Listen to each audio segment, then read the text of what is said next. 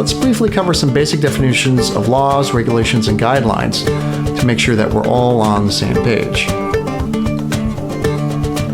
So what is a preservation law?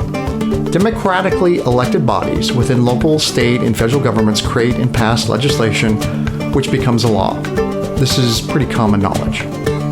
There are many laws that define preservation policy, but none is more important than the National Historic Preservation Act that the U.S. Congress passed in 1966. Another important law is the Federal Rehabilitation Tax Credit, which is more popularly known as the Historic Tax Credit, which Congress passed in 1976. There are many, many more laws, especially when considering state and local preservation laws, but I'm not going to cover them right here in this particular presentation.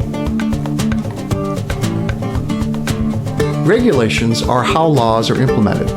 At the federal level, the Administrative Procedures Act empowers federal agencies to take a law passed by Congress and create what is known as a regulation in order to implement particular sections of a law. For instance, Section 106 of the National Historic Preservation Act is technically a law, and in its entirety is just 93 words. It took more than 16,000 words to convert the intent of Congress into a regulation known as 36 CFR 800, which consists of specific rules that must be followed when a federal undertaking that might impact an historic resource is being considered. Other regulations include 36 CFR Part 68, which is known as the Secretary of the Interior Standards, and 36 CFR 60, which is known as the National Register of Historic Places. And of course, there are many, many more. Whenever you hear in the news about a government agency's rulemaking process, this is a reference to an agency that is creating or amending a regulation. Per the Administrative Procedures Act, there is a requirement that the proposed regulation be published to the Federal Register and the public be given a chance to comment on the proposed regulation. Theoretically, agencies can take this public input into consideration and make changes to the proposed regulation, but the incorporation of this public input is not a requirement. Prior to the publication of the Federal Register in an online format in 1994, the government printing office printed the Federal Register every working day and mailed it to special law libraries that were often difficult for members of the public to access. Because all of the existing regulations that define federal preservation policy were fixed in place prior to 1994, the only way a member of the public could comment on proposed rulemaking processes from the National Park Service or the Advisory Council on Historic Preservation was to read every single copy of the Federal Register on a daily basis, which, as you might imagine, was pretty unlikely. Functionally, what this meant is that the rulemaking process that defines federal preservation policy today had very little public input. The vast majority of people who were aware of the creation of these regulations and thus commented on their creation were the professionals that the National Park Service and the Advisory Council on Historic Preservation contacted directly. For the most part, the American public was therefore entirely unaware of the rulemaking process in the 1970s and early 1980s, in which the vast majority of regulations that define federal policy were created. Each state in the United States has a very similar process for creating regulations and laws passed by state legislatures, but time and time again, state preservation laws and the resulting regulations either mirrored or simply referenced federal regulations. At the state level, there was very little creativity or public input in the creation of state preservation regulations. In essence, state legislatures and state agencies rubber stamp federal preservation policy over and over again. But, per the 10th Amendment of the U.S. Constitution, all powers not granted explicitly to the federal government are given to the states.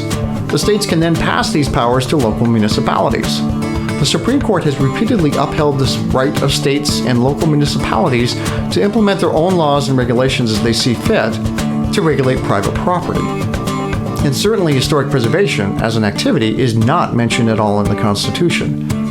Yet, in the implementation of preservation policy at the state and local levels in the U.S., these governmental entities have largely failed to exercise their authority in crafting preservation laws and regulations that are reflective of their constituents' values, needs, and priorities. Instead, have chosen to defer to federal precedent, because federal preservation policy in its crafting failed to reflect the values of the American public state legislatures, and by extension, most local municipalities have long been complicit in perpetuating this exclusionary social injustice. What this rubber stamping process means is that state and local preservation policy is almost always identical to federal preservation policy. With few exceptions, preservation policy at every governmental level in the U.S. is federal preservation policy, even though state and local governments were never required and could not be required via the Constitution to adopt federal preservation policy. Now we arrive at the third and last major element of federal preservation policy, and that is guidelines. A preservation guideline is an official or de facto policy that is not a law or regulation and thus is not, with few exceptions, subject to judicial review. Guidelines are therefore directly enforced by federal, state, and local government agencies whose work intersects with historic preservation. From the perspective of the public, a guideline often is indistinguishable from a regulation, but there are critical differences, especially in relation to flexibility. For instance, there is no federal regulation that actually defines historical integrity, or more specifically, there is no federal regulation that defines location, design, setting, materials, workmanship, feeling, and association. Instead, more than a half-century ago, staff at the National Park Service independently defined these terms without any kind of democratic rule-making process at all. What this also means is that the National Park Service could redefine the definition of historical integrity as long as the name of the 7 kinds of integrity are preserved, entirely independent of any legislative or rule-making process. To be clear, staff in the National Park Service have complete authority over these definitions, but have not, in a half-century, ever amended them.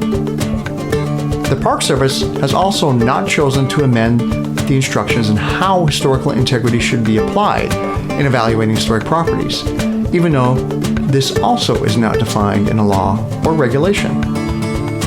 The vast majority of work conducted by governmental entities in the name of historic preservation in the U.S. is controlled by guidelines that have always had the potential of being malleable in their enforcement and content. Yet, few governmental agencies have exercised their authority in undertaking this kind of work. Governmental staff, and especially leaders in these agencies, have a responsibility in considering how a failure to exercise flexibility over their preservation guidelines creates social justice issues.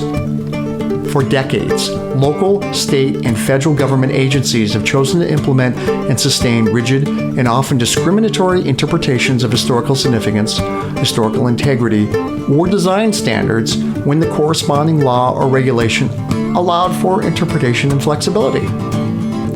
It is time that governmental agencies recognize their own agency in addressing social justice issues in historic preservation policy.